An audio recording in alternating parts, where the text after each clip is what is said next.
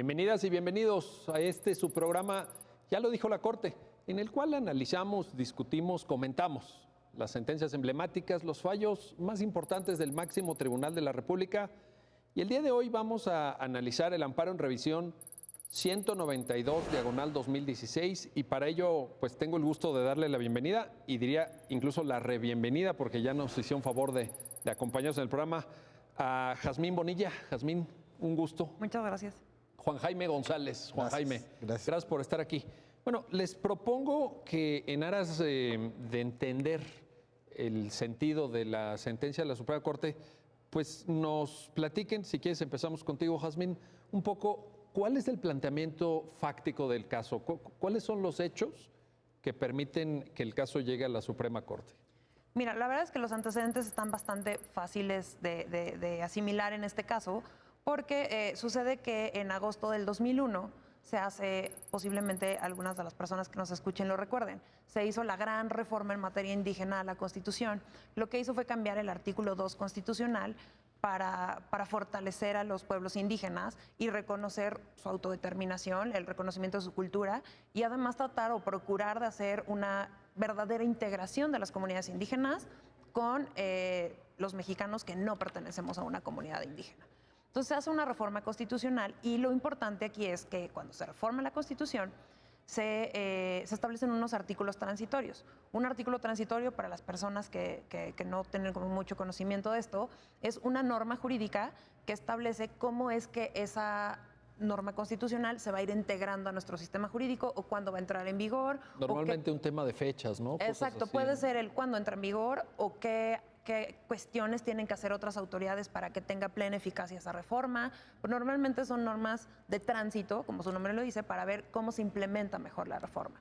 Entonces, en estas normas transitorias se estableció una especialmente relevante que obligaba al Ejecutivo Federal a que una vez que se hubiera aprobado y entrara en vigor la reforma, se publicara también la traducción de esa reforma, no solo de la reforma, sino de la exposición de motivos a todas las lenguas indígenas del país. Entonces decía, bueno, una vez que entra en vigor, se publica la exposición de motivos, las razones de por qué se hacía necesaria esta reforma. La exposición de motivos te refieres a los documentos que están en el tránsito parlamentario de la propia reforma. Exacto, cuando el legislador, no importa si es el constitucional o el local o el estatal o el federal, va a reformar una norma del rango que sea, se sigue un procedimiento. Ese procedimiento empieza con una cosa que se llama iniciativa de ley, en la que normalmente se exponen los motivos de por qué se necesita hacer esa reforma. Eso es lo que se conoce como exposición de motivos. Entonces, la norma transitoria lo que decía es, cambia toda la exposición de motivos, pásala a todas las lenguas indígenas, pero también toda la reforma constitucional a todas las lenguas indígenas del país. Ese es como el contexto normativo. ¿Qué pasa? Que en el 2014, te repito, esta reforma es del 2001, en el 2014 unas personas, en este caso es una sola, se dan cuenta que no se ha traducido la reforma constitucional ni la exposición de motivos a su lengua indígena y con motivo de esa omisión van con un juez de distrito y le dicen, oye, pues yo vengo a reclamar esta omisión. ¿Qué quiere decir? En palabras sencillas es, yo vengo a acusar al Ejecutivo Federal de que no ha hecho la traducción que la Constitución le obligó a traducir. Y pues eso me deja en estado de incertidumbre. Pues ¿por qué? Porque nosotros como comunidad indígena no conocemos en nuestra lengua cuáles son nuestros derechos o cuál fue el propósito de esta reforma. Esos más o menos son los antecedentes del caso. Llega, Juan Jaime, el caso a un juez de distrito. A un juez de distrito. ¿Esto es en qué estado? ¿En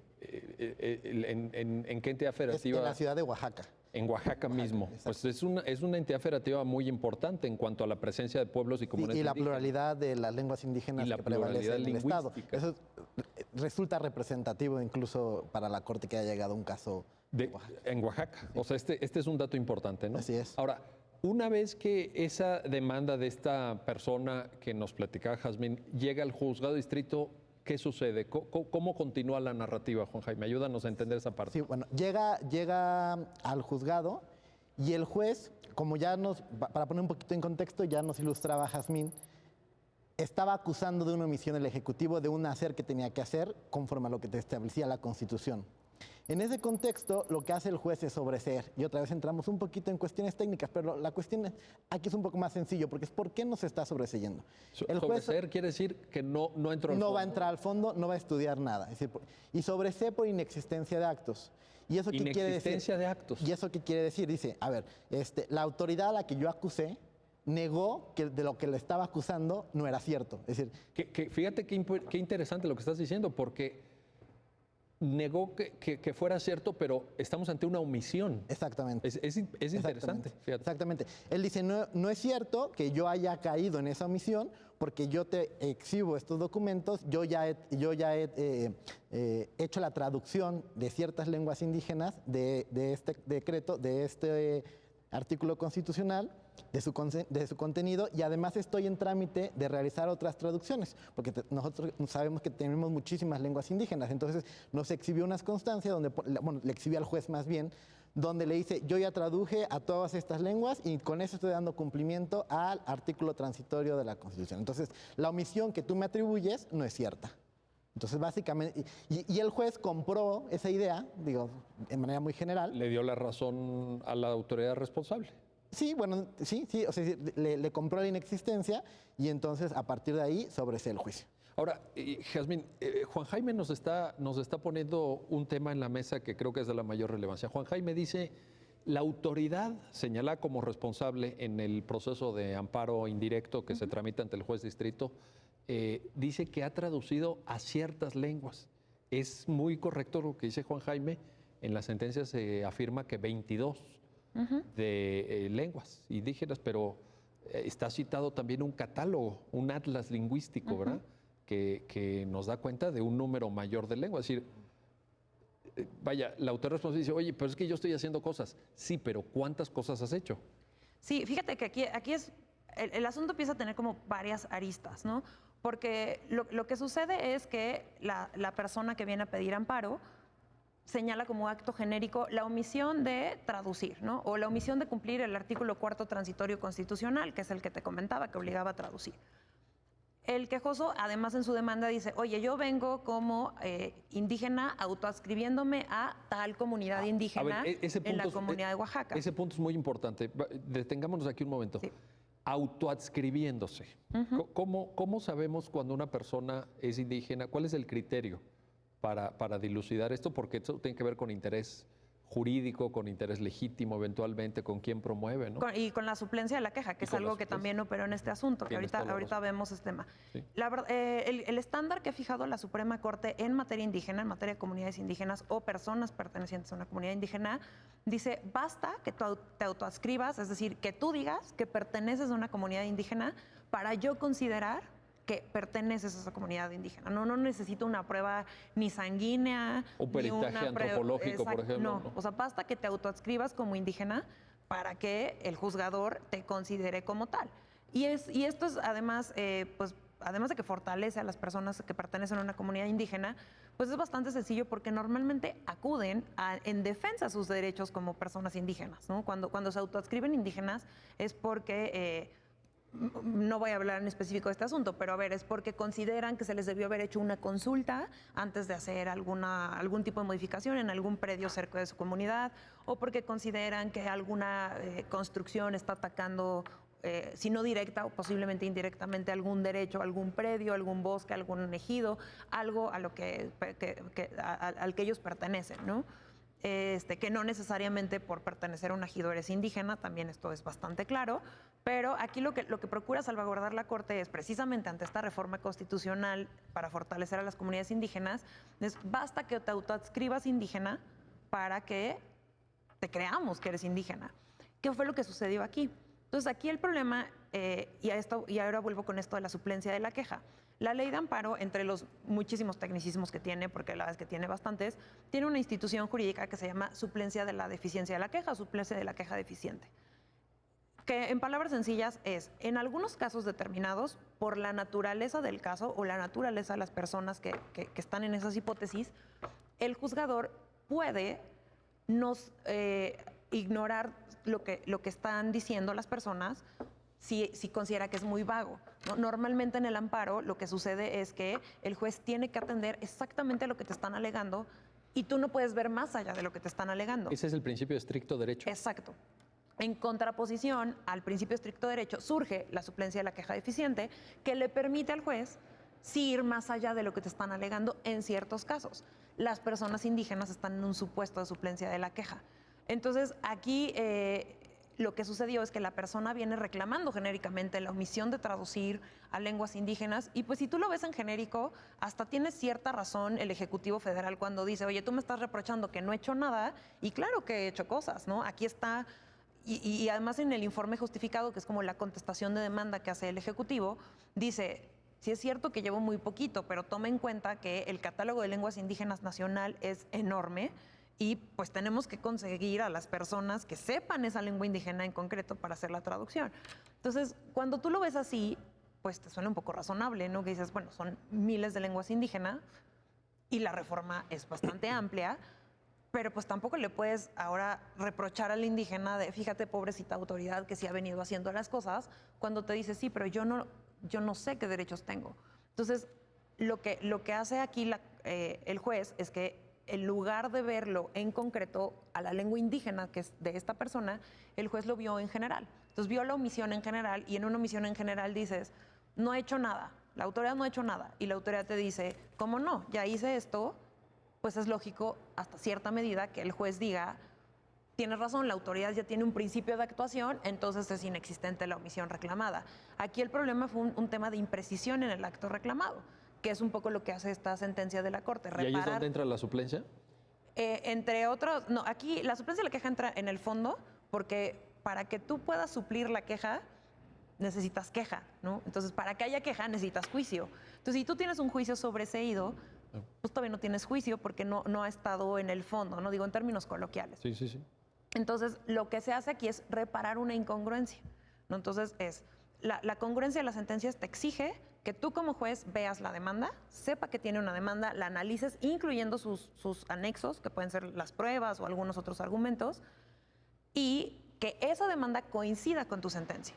Entonces, conforme al principio de congruencia que rige a las sentencias, que te exige que sea congruente con la demanda y con todas las constancias que hay en autos, la segunda sala lo que hace es advertir que la sentencia era incongruente. ¿Por qué?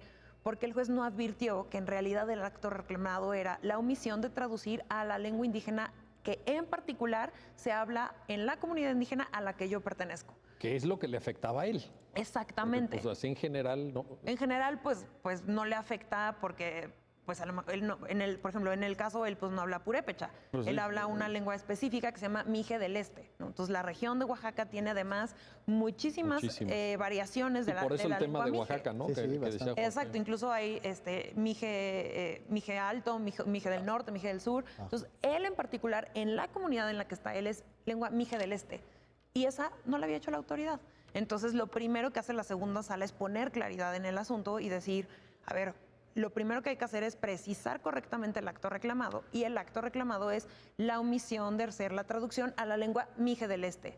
Y entonces, cuando tienes ese acto reclamado y la respuesta de la autoridad es, yo ya hice varias traducciones, la segunda pregunta de la Corte es, ¿y ya la hiciste a la lengua Mije del Este? Y la autoridad dice, no. Entonces existe la omisión reclamada. A ver, vamos a esto, Juan Jaime, porque yo creo que aquí hay varios temas que seguramente las personas que nos están viendo, Sí. pues les interesará tener muy claro. Una omisión. En este programa, en otros episodios, hemos discutido de omisiones legislativas. Sí. Que han llegado varias a conocimiento de la Corte. Claro. Pero aquí estamos ante una omisión distinta, ¿no? Esto no es una omisión... esa es la primera pregunta que te quiero decir. Y déjame completar con esto porque Jazmín dice, bueno, y si la autoridad, como lo dijo, dice, bueno, y yo sí hice algo, no es que no hiciera nada, algo hice, pero tendría, y la segunda pregunta sería esta, ¿tendría sentido ahí distinguir entre omisión relativa y omisión absoluta también aquí o como se ha hecho en otros casos? ¿Cómo ves estos asuntos? A ver, de entrada, sí son cosas distintas, pero también comparten ciertas características que las pueden identificar, porque finalmente se trata de actos negativos, es decir, son omisiones en general. Ahora, claro, la especificidad es que unas se tratan de omisiones legislativas, es decir, emitir una norma, y las otras se tratan de una omisión de hacer, algo que estaba obligada a la autoridad y que no está haciendo conforme a algo que lo constreñía a hacerlo. Ya en la esfera administrativa. En la esfera administrativa. Ahora, La distinción en términos de omisiones legislativas la introdujo también la Corte para poder transitar en un criterio de acceso a la justicia y catalogar entre aquellas de ejercicio de ejercicio obligatorio por la Constitución y que son absolutas, y de las relativas. En este caso, yo creo que esa distinción entre relativas y absolutas no nos ayuda mucho, porque justamente lo que hace ya en la revisión la sentencia de la Corte es reparar una incongruencia y decir, más bien es la perspectiva como lo que hay que ver. Hay que ver la demanda en su integridad. Más allá de una suplencia, hay que ver de manera completa, desde los hechos que tú me estás planteando hasta los actos que estás imputando a la autoridad, qué es lo que realmente te está perjudicando. Y me parece que esa es la virtud de la sentencia. No tratar aquí de catalogar si cumplió poquito, si cumplió mucho, pues sí. Porque aquí no nos sirve. Porque realmente al reconfigurar y reparar esta incongruencia la sentencia, lo que nos está diciendo es no cumpliste poquito, no cumpliste nada. ¿Y por qué no cumpliste nada? Respecto de esto, exactamente. Claro. Porque ya cuando yo entiendo lo que el quejoso, lo que la persona está viniendo al amparo a decir que le está causando un perjuicio, ya cuando yo entiendo eso, lo que yo estoy viendo es que entonces más bien todo lo demás es hasta cierto grado irrelevante. No quisiera decir totalmente irrelevante, pero para el juicio es hasta cierto grado irrelevante porque esos, ese actuar, esos cumplimientos no tienen que ver con la omisión que te está atribuyendo el quejoso en este juicio en concreto. O sea, si la autoridad dice, oye, es que yo ya hice la traducción al purépecha. Justo. Oye, pero él no habla purépecha. Justo. Oye, yo ya, ¿no? O sea... Exactamente. Y entonces ahí es donde tú dices, espérame, respecto de esa persona...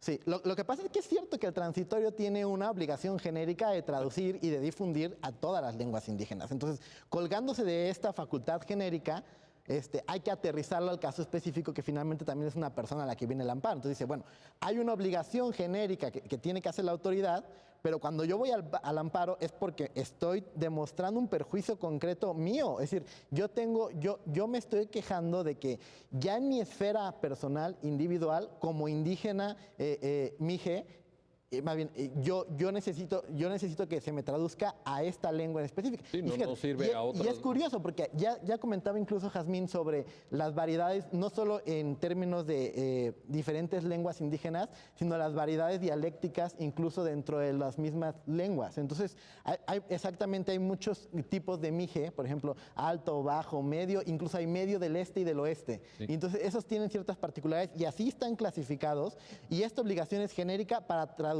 a todas las lenguas indígenas. Entonces, de nada sirve que incluso lo tenga en un mije alto o en un mije bajo cuando la comunidad indígena a la que pertenece habla un mije medio del este. O sea, y en ese caso se tendría por no cumplida la obligación que señala el artículo transitorio. Justamente, efectivamente. Ese es el punto. Bueno, vamos a hacer una pausa y regresando les planteo el tema del paso del tiempo, porque yo creo que es muy importante. Yo creo que el paso del tiempo, cuando estamos ante una obligación incumplida de hacer, pues es relevante. La sentencia creo que así lo refleja. Pero bueno, no se vayan, regresamos enseguida. Estamos platicando del amparo en revisión 192-2016, que refleja una discusión en la Suprema Corte sobre la omisión de difundir, de cumplir la traducción de una importante reforma constitucional en materia de pueblos y comunidades indígenas. No se vayan, regresamos enseguida.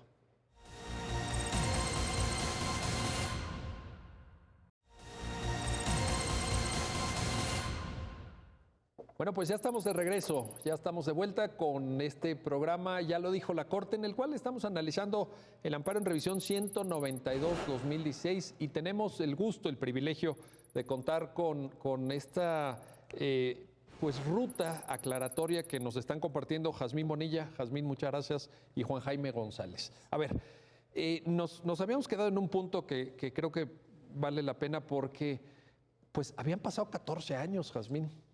14 años, no, así como... pues yo diría, ¿no? Es decir, a ver, porque yo me imagino una persona que diga, oye, hay una cierta complejidad en cuanto a conseguir el traductor. No son pocas lenguas, son muchas lenguas indígenas. Hay además variedades dialécticas, como Juan Jaime apuntaba.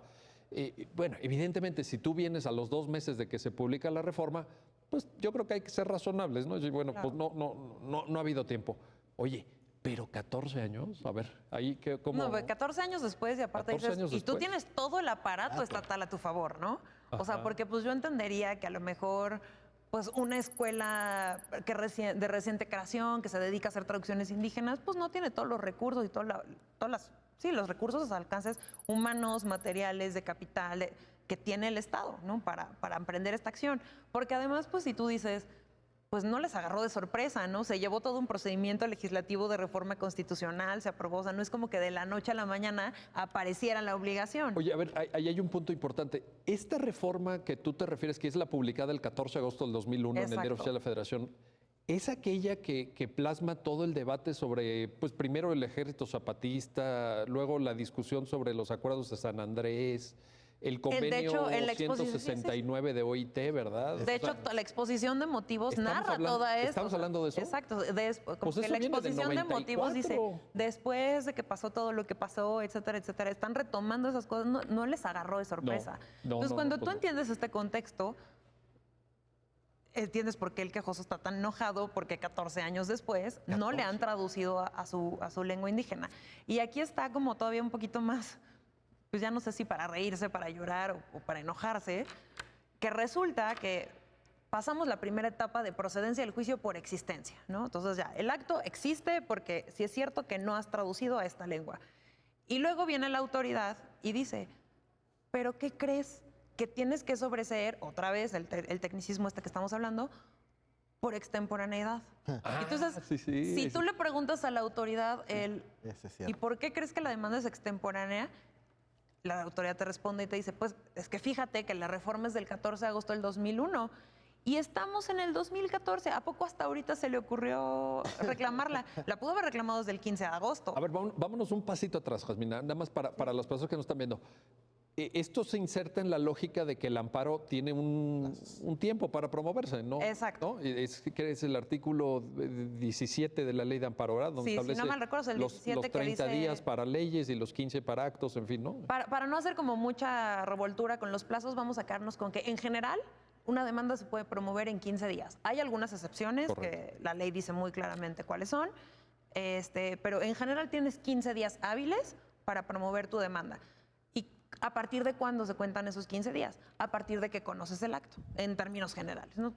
Cuando tú te enteras de que existe un acto, tienes 15 días para ir con el juez Y de entonces ahí es distrito. donde la autoridad dice, oye, pues de esos 15 O sea, días te tenías fuiste- 15 días te y ya fuiste- pasaron 14 años. Entonces, por eso es lo que te digo, que pues, parece una burla, ¿no? Porque Y- ahora pero- la autoridad le reprocha al quejoso que por qué no vino antes a acusarlo. O sea, Pues, oye, oye. la autoridad le dice, ¿por qué no te das más prisa cuando es la propia autoridad O sea, la es que va a como- paso de tortuga, ¿no? Digo, O sea, yo me pongo a pensar, Qué si bonita yo, paradoja. si qué yo bonita fuera el paradoja. quejoso, le voy a decir, oye, pues si justo te estoy viniendo a acusar porque no has hecho lo que Y te hubiera, toca. y hubiera estado buenísimo que se lo impugnaran en los 15 días. a ver. Exacto. Ah, sí, sí, sí, A ver, exacto. Oye, imagínate. Ahí sí dirían, Imagínate. ¿cómo Oye, quieres que en 15 días A te los traduzca 15 todo días de esto? publicar la reforma, ¿no? Ahí está la demanda ya, ¿verdad? No cumpliste. Sí, porque si no, Por eso te digo, pues parece una burla que Oye, qué bien tú que identificado. tienes todo el aparato estatal, ahora le dices al quejoso. qué bien identificaste esa Hubieras paradoja. venido hace 15 días. Bueno, pues espérame, o sea, Sí, sí, sí. o sea, te di chance, te di 14 años para venir, o sea, y ahora me reprochas que no vine en los 15 días.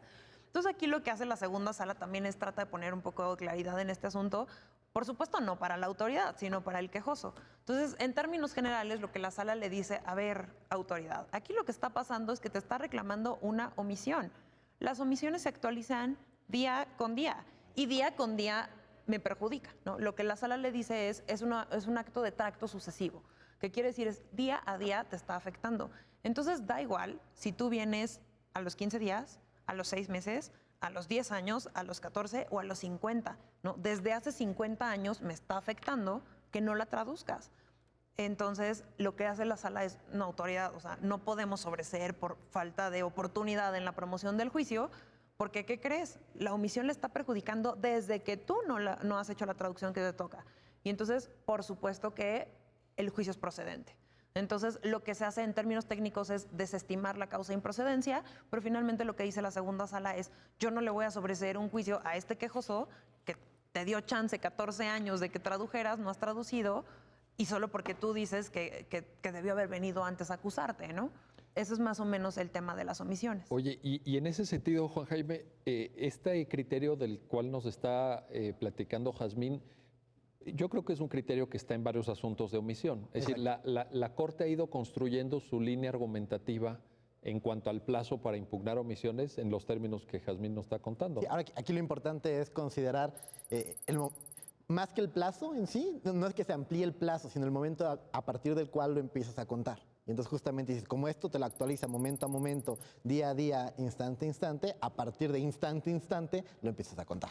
Entonces básicamente no aplica la regla general de los 15 días ni de los 30 días en el caso que hubiera sido omisión legislativa ni nada. Prácticamente, tal vez no, digo, finalmente... No, lo que dice la Corte en la sentencia es que, pues, como dice Jazmín, nos podemos ir a 14 años o nos podemos ir a 50 años, ¿no? Pero aquí lo que me interesaba destacar es que este criterio está asentado en precedentes, vaya, ¿no? Sí. Yo creo que la Corte ha ido construyendo ahí su línea argumentativa. Oye, y te quiero preguntar, Juan Jaime, a ver, hemos platicado, ¿no?, del tema de las traducciones, pero el transitorio cuarto de ese decreto de reforma tenía un complemento que era exposición de motivos, texto de la reforma y también la difusión. Y la difusión. Ahí ¿cómo ves? A ver, creo que aquí también hay que plantear algo.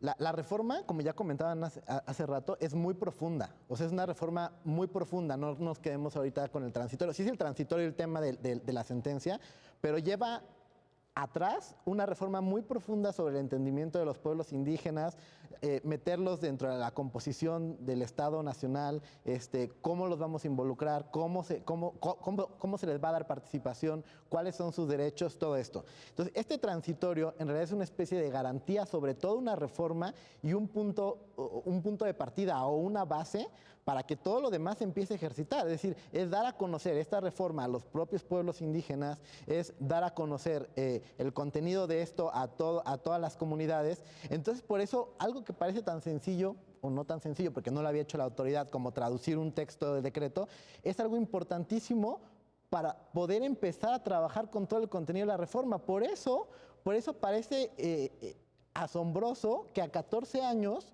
el punto de partida de una reforma tan profunda no se haya hecho. Entonces, y evidentemente por eso no nada más es traducirlo, sino que trae este coletazo, que es muy importante, que la difusión. Finalmente es parte también del ejercicio del derecho a la información que tienen todas las personas, pero aquí con un matiz específico sobre los pueblos indígenas. Estás haciendo una reforma tan profunda, estás ordenando poner los medios y las garantías para que puedan llegar a su alcance y comprensión, y entonces difúndelo.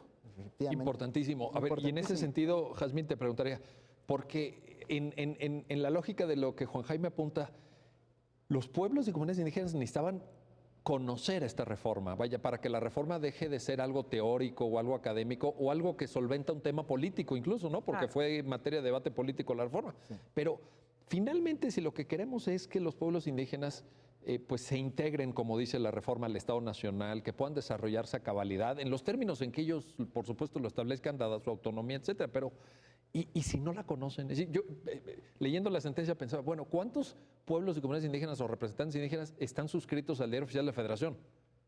Sí, por eso el transitorio hace mucho sentido, ¿no? No, ya, mira, vamos a ponerlo, a mí me gusta mucho, y yo creo que aquí los tres que somos abogados, da mucha risa cuando te dicen que la ignorancia de la ley no exime de su cumplimiento, ¿no? Es bueno, como nos lo enseñaron en la escuela, exacto, ¿no? O sea, pero es como cuántas cosas no sabemos en general como población, digo, no excluyéndonos como abogados, sino cuántas cosas... Perdón, e incluso entre abogados, exacto, ¿no? o incluyéndonos. ¿No? ¿Cuántas obligaciones no tenemos sí. que de verdad no conoces y te enteras hasta que te llega la multa o te llega, o sea, porque hasta ese momento sabes que tenías que hacer algo? Ahora, si toda proporción guardada, la mayoría de la población, o sea, pareciera un absurdo esto de que la ignorancia de la ley, pues ahora, si lo vemos del lado contrario, es para exigir tus derechos, para defender tus derechos, lo primero que necesitas es conocerlos. Claro. Yo no puedo defender algo que no conozco, ¿no? Entonces, ¿cómo quieres fortalecer, empoderar, integrar a las comunidades indígenas al Estado mexicano, al Estado nacional? ¿Cómo quieres integrarlos si no saben qué derechos tienen? Si no saben que también son titulares de los derechos constitucionales que todos los mexicanos tenemos, y si no saben que hay una reforma, hay todo un artículo constitucional destinado a ellos para decirles, en este país está reconocida tu cultura, tu integración comunitaria, tus costumbres, tus usos, y tienes todos los derechos que tienen todos los mexicanos. Entonces es bien importante esta parte de la difusión, ¿no? Porque vamos a pensar, no, es que la autoridad me hubiera dicho, ya está traducida y ya la conocen. No. Pues, ya está traducida y está en un cajón allá, ¿verdad? En una dependencia burocrática, etcétera. Que incluso, si recuerdas, hay una parte en la sentencia que también, o sea, la autoridad ofrece una prueba que se llama prueba superveniente, que son pruebas que después de concluido el juicio y ya que está aquí en la corte, arriba con una publicación en el diario oficial y dice, mira, ya hice esta traducción a esta variante indígena del mije. Entonces, lo primero que le dice la sala es, volvemos a lo mismo, no es la variante indígena de la que se trata, pero es bien importante porque la autoridad dice, ya está hecha, pero ¿y la difusión? ¿De verdad el diario oficial es una difusión para que a la comunidad indígena conozca sus derechos? Ese es un punto muy importante, pero déjame regresar a esto de las variantes. El hecho de que la Corte sea tan acuciosa, creo yo alguien podría decir hasta rigorista, con el tema de las variantes lingüísticas, yo creo que es relevante la medida en que la Corte lo que hace es darle dignidad a cada lengua indígena. Es decir, no es que una valga más que la otra o porque se haya traducido al mije, ¿no? Dice, es que ya la tradujo al mije. Oye, sí, pero ¿qué pasa con las variedades? Yo creo que también es un mensaje que la Corte está enviando, ¿no? Y la verdad es que es súper poderoso. Mira, yo no voy a pecar, o sea, no quiero aquí como que decir, pero yo en lo personal, cuando estábamos trabajando este proyecto, incluso cuando se estaba discutiendo, pues sí fue muy sorpresivo este catálogo nacional de lenguas indígenas, ver cuántas variantes lingüísticas hay incluso de un mismo dialecto o de una misma lengua. Uno a veces no se imagina, ¿verdad? No. Exacto, y entonces hasta que no lo ves en concreto y en particular, dices, oye, es que yo no puedo dar por sentado que la variante mije del este es lo mismo que el mije del sur o el mije alto o el mije medio o el mije... No es lo mismo, ¿no? Y no es lo mismo pues porque ¿por qué voy a equiparar cuestiones que incluso hay todo un catálogo y una clasificación para decir son diferentes, ¿no? Entonces es un poco lo que dices, la segunda sala, los ministros de la segunda sala lo que quisieron hacer es como fortalecer a la persona en particular y dignificar la lengua indígena y a las comunidades indígenas. ¿Por qué? Porque además de este asunto hubo otros, de otras lenguas indígenas, y se hizo lo mismo. Se dijo, a ver, si bien en este ya ordenamos la traducción a mije del este, mije medio del este, en este no es esta lengua, es otra, y también lo tienes que hacer. Porque pues hubiera sido muy fácil decir que esto ya había sido objeto de pronunciamiento, pero en realidad no, porque son lenguas distintas, dialectos distintos. Oye, Juan Jaime, si llegara el consejero jurídico de la Presidencia de la República o el propio presidente de la República y te dijera, abogado, ayúdanos a cumplir, oriéntanos para el cumplimiento del artículo 4º transitorio, porque ya la Corte dijo, ¿no? Todo esto que Jazmín nos está recordando. En cuanto a la parte de difusión, ¿qué se esperaría? ¿Qué tendría que hacer? ¿La parte de difusión? La parte de difusión, porque claramente en el tema de traducción yo creo que nos queda muy claro, pero el transitorio está un poco ambiguo. Sí, es decir, la verdad es que sí. Una autoridad podría decir, oye, yo lo difundí, no sé, voy a exagerar en el tema que tú ponías, porque lo publiqué en el Diario Oficial de la Federación. Oye, ¿eso es suficiente? ¿No es suficiente? ¿Qué más se espera? ¿Cuál es el sentido de ese transitorio? Sí, cierto es que el transitorio es muy abierto y te da una serie de, digamos, de gama de posibilidades de implementación administrativa que es realmente muy libre. Pero también hay que entender el transitorio pues con la fuerza y la eficacia que se le debe dar a cualquier norma constitucional. Entonces, cuando dice difundir, pues obviamente tenemos que entender que es una difusión con un alcance para que pueda verdaderamente llegar a las personas y las comunidades indígenas que tenemos en nuestro país. Es decir, y va a ser muy complicado, porque no es lo mismo una comunidad justamente mije que una comunidad maya, que no es lo mismo que estemos hablando de una implementación en Chiapas que una implementación en Oaxaca. Pero finalmente hay que analizar las particularidades del contexto de cada una de las comunidades para ver cómo podemos introducir todos estos temas en un trabajo colectivo. Finalmente, mira, por ejemplo, una cosa que ha hecho la segunda sala, que ha trabajado mucho, no desde el ámbito legislativo, obviamente, para dar a conocer una norma, sino para dar a conocer sentencias, es trabajar los formatos de sentencia sencilla, o los formatos claro. de sentencia... Muy buen ejemplo. Exactamente, es muy buen ejemplo. Muy buen ejemplo. Donde lo que ya tenemos en un documento jurisdiccional, en una sola hoja, a través de bullets o a través de lineamientos, le decimos, oye, la segunda sala quiere que tú sepas que tal cuestión, ¿no? Pero en palabras muy claras. Muy sencillas, que finalmente sin tecnicismo. Sin tecnicismo. Que aunque tengamos nosotros el documento completo, tenemos un documento de respaldo que es un documento de difusión donde lo que tratamos de hacer es despojar esos tecnicismos, dejarlo más claro y con palabras sencillas para las personas. Es un ejemplo de implementación. Es un excelente ejemplo el que acabas de poner. Y déjame regresar al punto donde dices, oye, pero es que esto requiere pues, un trabajo de gran complejidad por la dimensión del territorio nacional mexicano, por la distribución de los pueblos y comunidades indígenas. Pero bueno, nadie dijo que implementar una reforma sea fácil. No. Obviamente, pues, yo creo que para eso existe el Estado Nacional Mexicano, todo el aparato administrativo que decía Jazmín, es decir, tienen todo para hacerlo. Bueno, y además lo tienen que hacer, pues, es una norma jurídica, ¿no? Pues sí, es trabajar en favor de los derechos, ¿no? Y ver cómo los podemos implementar. Y ahora, sí, a lo mejor podemos aquí aprovechar a Jazmín en su experiencia de secretaria de acuerdos, porque la presidencia en este año sacó un acuerdo general 1-2019. El 1-2019, sí. Donde habla justamente de cómo implementar estas sentencias en un formato comprensible para grupos vulnerables. Ya sí, igual y Jazmín nos puede... A ver, ¿por qué no le entramos? ¿Por qué no le entramos? Mira, la verdad es que está buenísimo, Sí, porque a lo mejor este tipo de sentencias, en función del propio objeto de la sentencia, etcétera, va más allá de la sentencia tradicional de amparo. A lo mejor también aquí la Corte está innovando, ¿no? Mira, esto es bien, retomando un poquito la parte de en particular el caso concreto, aquí es bien importante lo que dices de la difusión y que la autoridad te diga, pero ¿cómo la hago? Pues yo creo que la autoridad lo que tendría que hacer es ver las bondades del transitorio. El transitorio es suficientemente abierto para un margen, un abanico de posibilidades de cómo hacerlo. El transitorio te dice, difúndelo. Y la sentencia de la segunda sala, la verdad es que reconociendo las complejidades y características, yo no sé si la comunidad está en la sierra, en la costa. Bien comunicada, mal comunicada. No sé si hay suficientes torres de telecomunicación para hacerlo por radio y televisión. No sé si la comunidad indígena sabe leer y entonces si le serviría un tríptico. O si son 100,000 o si son 300. Exacto. O sea. Entonces hay que reconocer aquí las bondades de que la norma constitucional dice, difúndelo, suficientemente abierto.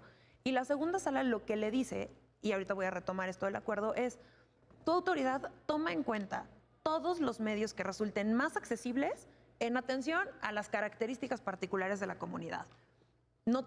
Yo, segunda sala, reconozco tus competencias como autoridad, tus políticas públicas, y reconozco que esto te va a llevar tiempo, pero sí lo que necesito que hagas es que sea eficaz la difusión. Claro. ¿Cómo? Como tú creas que les va a llegar eficazmente ese conocimiento. En ese sentido, la sala, ¿cómo le llamaríamos? Es deferente hacia el... Exacto. ¿No? ¿Por qué? Pues porque yo no tengo a mi alcance... Respetuosa de las competencias. Finalmente también tiene que ver con cuestión de división de poderes y te toca a ti. Exacto. Es cuidadosa la sala. Claro. Es cuidadosa, está bien eso. Y justamente esto es lo que se retoma en este acuerdo que te mencionaba Juan Jaime. A inicios de año, mediados de abril, mayo, se publica en el Diario Oficial un acuerdo general en el cual los ministros de la segunda sala, y así lo establecen, incluso de este acuerdo se hace un formato accesible y sencillo, en el que los ministros, es muy fuerte porque hay un párrafo por ahí que dice que los ministros conscientes de que las sentencias de la Corte no se entienden y que no están llegando a las personas como tienen que llegar y que el lenguaje que utilizamos no llega a quien tiene que llegar, esto pues es bastante fuerte institucionalmente. Pero es bastante real. Y objetivo. No, real y objetivo. No me parece equivocado. No, pero es una autocrítica sana. Pero es una reflexión. Qué Entonces, bueno. Con motivo de hicieron. esto, los ministros de la sala reconocen que ha habido problemas de difusión de nuestra sentencia, pero también reconocen que hay tecnicismos que no se pueden sustituir. Entonces, lo que hacen y lo que deciden los ministros de la segunda sala es decir, de todas las sentencias que se ubiquen en ciertos casos particulares, de momento, ¿no? Eventualmente se irá progresando, pero niños, niñas y adolescentes, personas con discapacidad, comunidades indígenas, personas migrantes, etcétera, etcétera, personas en situación de vulnerabilidad. De todas estas sentencias se va a hacer la sentencia tradicional, con los tecnicismos que se necesite, y además una sentencia en formato accesible y sencillo. ¿Qué es lo que nos platicaba Juan Jaime? Exacto. Las dos con valor jurídico de sentencia. Esto es bien importante. Claro. Las dos van como sentencia, las dos están firmadas y las dos tienen el mismo valor jurídico. Y avaladas por la Corte. Exacto. Y entonces lo que dicen los ministros es, pero no basta la traducción, la difusión. ¿Y cómo la vamos a difundir? Estableciendo programas que nos ayuden a verificar cómo se tiene que hacer. Por ejemplo, hace poquito hubo una en materia indígena también, que ahorita estamos en gestiones con el Instituto de Lenguas Indígenas para que traduzca esa parte de formato accesible y sencillo, la haga en traducción indígena y además nos permita que se difunda entre la comunidad indígena para que conozcan verdaderamente qué fue lo que les dijo la sala. Entonces, pues poco a poco, tampoco es que seamos expertos. Incluso, por ejemplo, audios, porque hay mucha gente que estas lenguas indígenas no las sabe escribir. Correcto. O sea, hay mucho... Y el audio podría jugar un papel ahí importante. Y también se pidió apoyo al Exactamente. instituto para decir, necesito que me ayudes a traducirlo, pero a ver, yo no sé hablar la lengua indígena. Este Entonces, instituto se me hace que tiene mucho trabajo, ¿eh? Bueno, déjenme hacer una pausa, y regresamos enseguida. Estamos hablando del amparo en revisión 192-2016 que genera, como ustedes están viendo, pues un sinfín de reflexiones de la mayor importancia. Tiene que ver con la difusión de la cultura jurídica, con la difusión de las normas, con la posibilidad de una integración real, verdadera, con un espacio de autonomía para pueblos y comunidades indígenas que debe estar en el interés de todos en el México del siglo XXI. No se vayan, regresamos enseguida.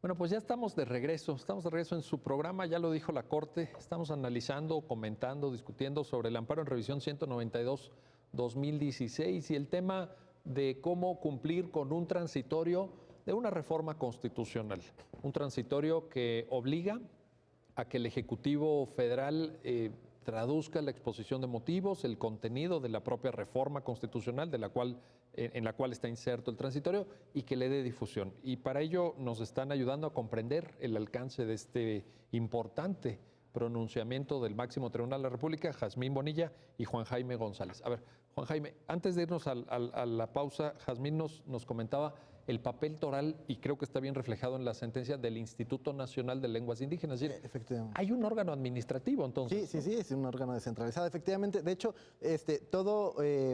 como comentaba Jazmín, gran parte del reproche a la omisión de la autoridad es que tiene toda la maquinaria. Con esta reforma generó instituciones, generó procedimientos, generó gente que está ahí para trabajar en pro de estos pueblos indígenas. O sea, que se dedica a eso, la competencia que la ley le da. Efectivamente, es decir, no solo traducciones, ¿verdad? Pero, es decir, todo lo que tiene que ver con las obligaciones en términos del artículo 2 y de pueblos indígenas, es decir, difusión, reconocimiento de derechos, cultura, es decir, pero gran parte de eso, es decir, es un instituto que tiene toda la infraestructura para llevar a cabo ese tipo de traducción. Te lo pregunto porque en esa lógica yo creo que se acaban las excusas. Es decir, no es que, ¿no? Es pues que, después no, de 14 años. Uno pensaría que deberían acabarse las se acaban las excusas porque dice, oye, pero y entonces estas personas que están ahí, digo, yo sé que tiene un grado de complejidad, ya aquí ustedes los dos lo han mencionado, no queremos tampoco, digamos, perder de vista la complejidad que tiene, por supuesto. La complejidad del país, vaya, y del tema indígena. Pero, ¿y eso te exenta de cumplir con la Constitución? No, desde luego que no. O sea, sí tiene una complejidad desde el punto de vista de que el propio artículo 2 reconoce la pluriculturalidad y entonces tenemos desde ahí un tema grandísimo. Como comentaba Jazmín, uno no sabe, de hecho sería una buena tarea para los que nos están escuchando que se metan a ver cuántas lenguas hay, porque de verdad es que hay veces que lo desconocemos. O sea, conocemos el maya, conocemos el zapoteco, conocemos, incluso sabíamos por ahí a lo mejor que existe el mije, pero no cuántas variedades de mije hay. Y me parece que también es una responsabilidad que tenemos todos como integrantes de una nación pluricultural, conocer justamente el alcance que tienen todos estos pueblos indígenas. Entonces, sí sería una buena tarea, no lo había pensado, pero que se metan a internet y ver cuántas lenguas tenemos. Ahí está la sugerencia. Aquí no nada más difundimos sentencias, sino que les ponemos tareas también a los televidentes. Ponemos tareas, y además, Juan Jaime, finalmente... Pues tiene que ver con la sentencia, finalmente. Tiene que ver con la sentencia, desde luego, pero tiene que ver con saber en qué país vivimos. Justo. Este es el país en el que vivimos. No podemos evitar esa parte. Oye, quiero ahora preguntarte, Jazmín, a ver, los efectos de la sentencia, es decir, finalmente la sala, en aras de todo esto que señalas, una vez que se discute el tema de la improcedencia, que si existe el acto, que si no existe, que si el tema del plazo, ya todo eso nos lo explicaste. Bueno, la sala decide otorgarle el amparo. Exacto. La verdad es que después de toda esta limpieza que nos ha tomado casi todo el programa averiguar estos pequeños tecnicismos, ¿no? La existencia, la extemporaneidad, lo más fácil era llegar al fondo. ¿Por qué? Pues porque ya tenías todas las pruebas demostrativas de que no se había hecho la traducción. Entonces, la consecuencia inmediata y directa necesariamente debe ser que se haga la traducción a la lengua. Entonces, aquí la parte de la sentencia, el efecto que se imprime a la sentencia es tu autoridad, tienes tu presidente de la República, porque aquí es importante, el transitorio decía el Ejecutivo Federal, que pues el Ejecutivo Federal es el presidente de la República, pero la sala reconoce que para hacer esto, el Ejecutivo Federal cuenta con el Instituto Nacional de Lenguas Indígenas. Entonces le dice, tú, presidente de la República, por conducto del Instituto Nacional de Lenguas Indígenas, tienes que encargarte de hacer la traducción de la reforma constitucional y de su exposición de motivos a la lengua mije del este, y en esto es puntual. Y le agrega este último colofoncito del que te hablaba hace unos segundos, que me voy a permitir leerlo para que quede como muy claro. Dice, hecho lo cual deberá difundirlo eficazmente entre las comunidades indígenas que correspondan. Porque pues a lo mejor puede ser que el quejoso que solo sea una comunidad indígena o varias que hablan mije del este, mije medio del este, perdón. Para lo cual deberá tomar en cuenta los medios que resulten más accesibles en atención a sus características particulares. Y esto es lo que te decía, estas son las bondades de la sentencia. La segunda sala reconoce que el aparato estatal puede tener complicaciones en hacer la traducción. A ver, por ejemplo, nos enteramos por ahí cuando estábamos haciendo este asunto que hay comunidades indígenas en las que solo son 2 personas las que hablan la lengua y español. Sí. Y a veces las personas están peleadas. Vaya. Y entonces, si no se hablan los 2 que saben hablar español y la variante lingüística, entra la complejidad del Instituto Nacional de con quién me comunico. Sí, con una sola persona que te pueda ayudar a... O vamos a pensar en las comunidades en las que todos hablan su variante lingüística, pero no español. Correcto. Entonces, o sea, se reconoce esta complejidad, y dada la complejidad, lo que le dice la sala es, tradúcelo, y una vez que lo hagas, difúndelo. Y no me vayas a salir con que ya lo publicaste en el diario oficial. Difúndelo eficazmente. Lo que sea que esto signifique para que la comunidad indígena o las comunidades que hablen esta lengua tengan pleno conocimiento de en qué consistió la reforma constitucional y tengan pleno conocimiento de sus derechos. Lo único que quiere la Corte es darles la oportunidad de que conozcan sus derechos. Si lo necesitas hacer por audio, si lo necesitas hacer por películas, si lo necesitas usar la imaginación hacer ahí, bueno, en trípticos, en folletos, como lo quieras hacer. Como sea, lo que sea eficaz, pero ¿no? Porque ahí dice que... eficazmente. La idea es la eficacia, tienen que servir. Eficaz y accesible. Y accesible. Sí, porque además lo que te decía, o sea, a lo mejor dicen, vamos a hacerla por radio, y resulta que la comunidad indígena no tiene antenas de radio. Sí. Bueno, pues no es eficaz, ¿no? O no es accesible. Es buen ejemplo. Y tiene que ver con un proceso de reconocimiento de derechos, de empoderamiento de las personas en comunidades indígenas, pero también de un proceso de dignificación de sus lenguas indígenas. Sin duda. Porque mucho tiempo fueron estereotipadas, fueron discriminadas, claro. Y todo este proceso de difusión, además de darles a conocer sus derechos, es un proceso de redignificación para decirles, esto es muy valioso. Oye, y déjame abundar en esto que dices, que con lo cual estoy 100% de acuerdo, pero fueron incluso invisibilizadas totalmente, las lenguas indígenas. ¿Sí? Totalmente. Parece que en la construcción del Estado Nacional mexicano... Y este proceso incluso se borró. Este proceso de borrar del mapa generó también que las propias comunidades indígenas no transfirieran el idioma, no transfirieran la lengua más bien. Es decir, lo vieron como algo malo incluso de padres a hijos, y entonces empezaron a bloquear los mecanismos de difusión de la propia lengua. Entonces, este proceso de difusión también tiene que ver con reconocemos que esto es muy valioso y reconozcan ustedes lo valioso que tienen. Entonces vamos a darle difusión para que esto no se muera. Es decir, es parte de la integración de un proceso de construcción de una nación pluricultural como la que tenemos. Oye, y ya que te estás adentrando en ese tema, déjame preguntarte, a lo mejor es una pregunta difícil, pero no me la quiero ahorrar y sé que con el talento ustedes dos podremos resolverla, pero... estamos hablando también de una titularidad de derechos colectivos, es decir, pocos ejemplos como el derecho de expresión lingüística o el derecho a la lengua se me hacen como de titularidad colectiva. Y lo digo porque ustedes saben que en la doctrina constitucional hay un gran debate. ¿Los derechos humanos son de titularidad individual o también de titularidad colectiva? Creo que pocos casos como este lo ponen de manifiesto, ¿no? Yo creería que sí. Son de titularidad colectiva. Yo creería que sí puede ser de titularidad. Entonces, vamos más allá de un individuo. Teóricamente, sí. No, teóricamente y en la práctica. Pues simplemente esta sentencia beneficia no solo al quejoso. Exactamente. Beneficia a la comunidad a la que pertenece. Me acabas de ganar la última pregunta, pero de todas formas te la voy a hacer. Te la voy a hacer porque, claro. A ver, muy interesantes. Fórmula Otero. Recordemos, ¿no? Dice el 107, fracción segunda de la Constitución, las sentencias de amparo tendrán que ser tales que se ocupen de quienes participaron en el proceso correspondiente, en calidad de quejoso y de autoridad responsable. La Corte ha venido matizando estas afirmaciones mucho, pero en esta sentencia se nota claramente, ¿no? Es decir, cuando tú traduces, obligas a difundir, etcétera, fíjate, el proceso de amparo, como tú narraste al principio del programa, arranca con una persona, pero termina con beneficiando a una comunidad. Exacto, sí. Entonces, Fórmula Otero, ¿qué hacemos? ¿Adiós? No, ¿Hasta mira, luego? aquí Entre digo, paréntesis, ¿cómo lo caemos calificarías? como en algunos aristas nuevamente. Sobre todo la segunda sala lo he explicado más en las omisiones legislativas, Sí. que es donde más brinca, ¿no? Así es. ¿Cómo yo obligo al legislador a legislar sin beneficiar a todos cuando solo vino una persona? El criterio esencial que ha sostenido la segunda sala, digo, con más particularidades, pero en general es... Yo, segunda sala, estoy obligando al legislador a que cumpla una norma constitucional.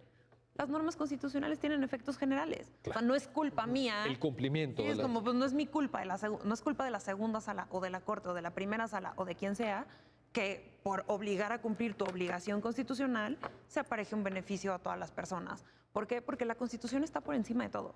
Y la fórmula Otero está en la Constitución y la Constitución no puede oponerse a sí misma. ¿Qué es lo que se hace? Una interpretación sistemática de la Constitución y una interpretación conforme de la propia Constitución en la que digamos, ¿cómo hacemos que estas dos cosas tengan el mismo valor constitucional? A mi Suprema Corte, en este caso estamos hablando de una norma transitoria constitucional. Así es. Yo, Suprema Corte, ¿qué me interesa? Que se cumpla la Constitución. Y si la Constitución dice que lo tenías, aquí un poco el argumento es... De todas formas, lo tenías que hacer general porque la Constitución te obligaba a hacerlo general. Entonces, Sí, no puedes traducir para este señor, ¿verdad? Oye, pero es que él fue el amparo, entonces dale un... porque además la obligación de traducir y de difundir era general. Sí. Entonces, no es que la Constitución dijera, tradúcele a fulanito de tal y difúndeselo a esa persona. No, esa persona lo único que hizo fue activar el mecanismo para que fuera posible recordarle a la autoridad que tenía una obligación desde hace 14 años, ¿no? Imagínate. Oye, Recordarle. y en este sentido, este comentario, Jazmín, creo que es muy apropiado, Juan Jaime, porque lo que nos está poniendo en manifiesto es que al final la sala opera con un criterio argumentativo de mayor protección de derechos. Es decir, la preocupación de la sala es ver cómo protegemos de manera eficaz los derechos, en este caso, de pueblos y comunidades indígenas. Pero sí, y te lo pregunto porque me imagino que en la lógica de los juristas, digamos, de otra época o más cuadrados, más tradicionales, hubieran dicho, no, pero ¿cómo? La fórmula Otero, no sé. Esto les brincaría a muchos, a lo mejor hasta el día de hoy también, ¿eh? No me atrevo. O sea, hay todavía quienes Hay son todavía... bastante opositores pero estos efectos en general es cómo los quitamos. Exacto, pero ya la Corte se instala en un discurso de modernidad jurídica. Eso es cierto. La segunda sala en realidad sí opera dentro del margen, o sea, dentro de los tecnicismos de la ley, pero justo se busca que estos se interpreten de la manera más eficiente posible para poder dar amplitud de derechos. Lo vimos desde la reparación de incongruencias. Una reparación de incongruencias es algo muy técnico y lo vimos desde el principio. Y justamente esa misma herramienta técnica que nos permitió entender la forma de la omisión de una manera genérica para darle entrada al fondo. Entonces, finalmente fue un tecnicismo a favor del fondo. Y luego ahora vamos al fondo y justamente lo que hace también es interpretar estos mismos tecnicismos, pero para dar amplitud de derechos. Sí, esto es importante que lo aclares, Juan Jaime. Es decir, la Corte opera dentro del marco jurídico vigente, sí, pero maximizando los efectos. Es decir, yendo a cuestiones de fondo, ¿no? Intentando ver, pues, más allá de lo que nos contaron a muchos de nosotros, los que tenemos más edad en la escuela, ¿no? Que por la fórmula Otero y hay que respetarla, ¿no? Esta cosa, pero que uno dice, oye, pero ya pasó la reforma constitucional de 2011 en materia de derechos humanos, ya tenemos una serie de temas en la mesa, ¿no? Yo creo que... Y todas las normas constitucionales son igual de valiosas. Tú no puedes hacer prevalecer una sobre pretexto de un tecnicismo cuando tienes la oportunidad de hacer eficiente un derecho. O sea, te lo mandata la propia Constitución. Es el cuarto transitorio, ¿te refieres a él? Exacto, digamos, aquí la segunda sala fue el conducto para hacer eficaz una norma constitucional. Somos el conducto para. La obligación ya estaba en la Constitución. No es que la sentencia esté innovando. La obligación ya estaba en la Constitución. La puso el Poder Reformado de la Constitución. Exacto, y ahora lo que hace la segunda sala es recordarle a la autoridad, oye, tienes que hacer esto, ¿eh? Y pues si tiene efectos generales es evidente, porque la norma constitucional tenía esos efectos. Bueno, es evidente y yo diría, y qué bueno, ¿no? Innecesario. Sí, no podía haber sido de otra manera. Juan Jaime González, muchísimas gracias. Jazmín Bonilla, un gusto tenerlos aquí nuevamente. Seguiremos platicando y seguiremos en un próximo episodio de su programa, ya lo dijo la Corte, analizando los fallos emblemáticos, las sentencias más importantes del máximo tribunal de la República. Nos vemos pronto.